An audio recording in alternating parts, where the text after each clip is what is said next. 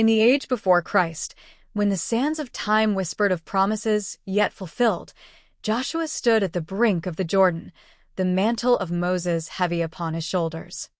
The children of Israel, a nation forged in the fires of Exodus and wilderness wanderings, gazed across the swirling waters toward Canaan, the land flowing with milk and honey, yet bristling with walled cities and warrior kings. Joshua, voice steady as the rock of Horeb, rallied them.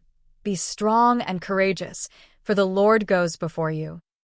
But beneath the resolve lurked fear, a shadow that clung like dew to the dawn, for spies had returned with tales of giants and iron chariots that could crush bones like dry twigs. The conquest began with a symphony of trumpets at Jericho, where faith toppled towers. The people marched in silence for 6 days, their feet weary from the circuit, their hearts pounding with the rhythm of divine command. On the 7th, the horns blared and the walls crumbled like parchment in flame, a salvation wrought not by sword but by obedience. Yet victory's sweetness soured swiftly at, where betrayal slithered in like a serpent.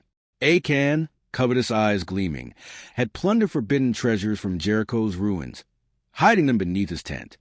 His greed invited defeat. The Israelites fled before the defenders, their courage fracturing into cries of despair. 36 lay slain, and fear gripped the camp like a vice. Joshua tore his robes, face to the dust, weary prayers ascending. O Lord, why have you brought us over the Jordan only to deliver us into ruin? The Lord revealed the treachery, and judgment fell sharp. Achan and his kin stoned in the valley of Achor, a grim reminder that sin's shadow could eclipse even the mightiest advance. Renewed, the people turned back with fierce resolve. Through the ambush and valor, they claimed the city, flames devouring its pride.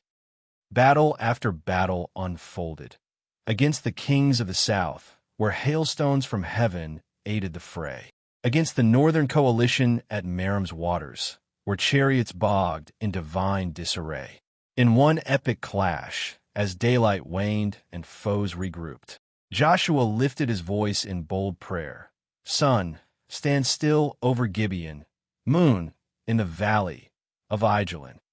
And the heavens obeyed, the day stretching like taut bowstring, granting salvation through extended light, a miracle that weary warriors hailed as they pursued their scattering enemies.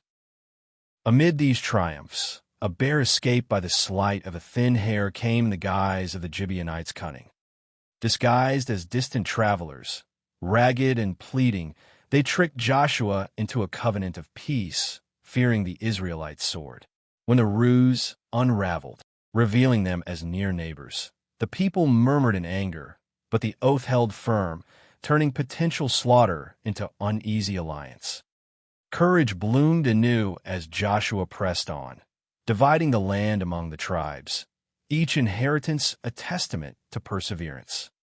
And so, in the twilight of his days, Joshua gathered the elders at Shechem, his voice a thunder of admonition and achievement.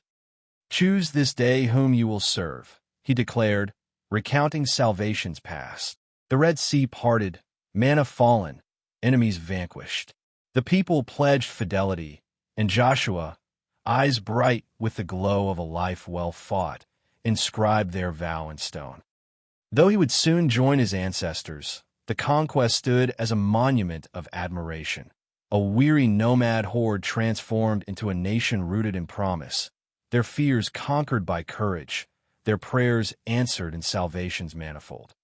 Canaan bloomed under their stewardship, a legacy echoing through ages, proving that faith, unyielding, carves empires from the wilderness.